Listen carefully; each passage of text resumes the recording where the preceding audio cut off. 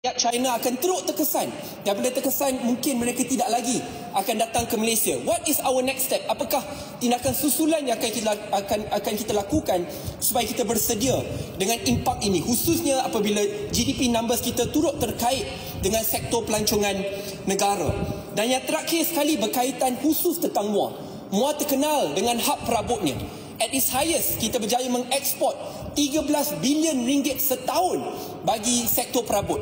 Bagi Amerika Syarikat, from 100% of the import numbers dari Malaysia, 5% datang daripada industri perabot. Persoalan saya, ini adalah salah satu industri yang akan teruk terkesan, khususnya apabila ada juga tanggapan bahawa banyak syarikat-syarikat China hanya berpengkalan di Malaysia untuk letakkan label dan ekspor semula ke Amerika Syarikat. Persoalan saya, apakah kerajaan akan lakukan untuk membantu industri perabot di Malaysia yang banyak berpangkalan di MUA dengan jumlah ekspor yang mencecah lebih 10 bilion ringgit. Saya berharap persoalan-persoalan ini dapat dijawab oleh Yang Mohd Menteri nanti.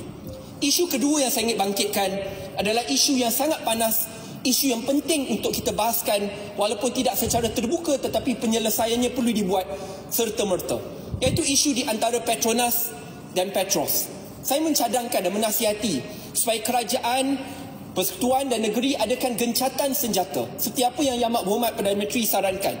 While we are going through an economic crisis, ini adalah masa untuk kita sebagai rakyat Malaysia bersatu padu untuk mencari jalan penyelesaian.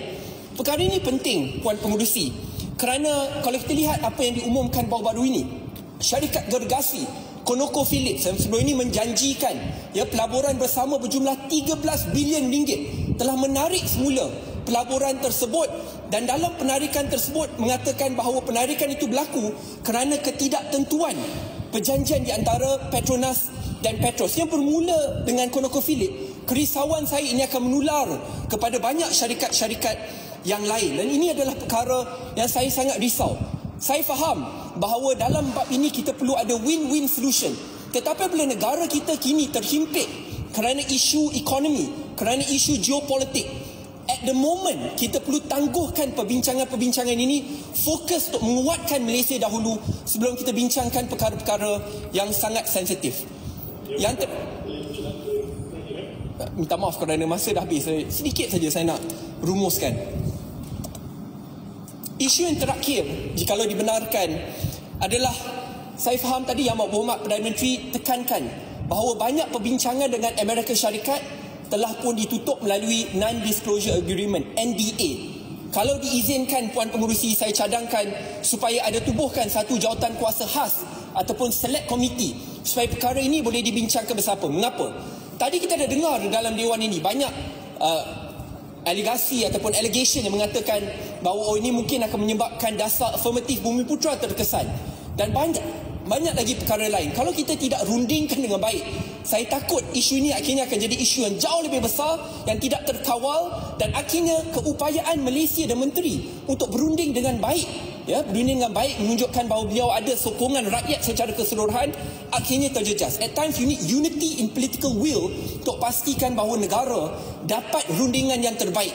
Jikalau negara yang kita runding itu sedar dan perasan bahawa ada ketidaktentuan politik dan akhirnya tidak ada kuasa politik yang stabil, ini akan menjejaskan kebolehan negara kita untuk mendapat rundingan yang terbaik.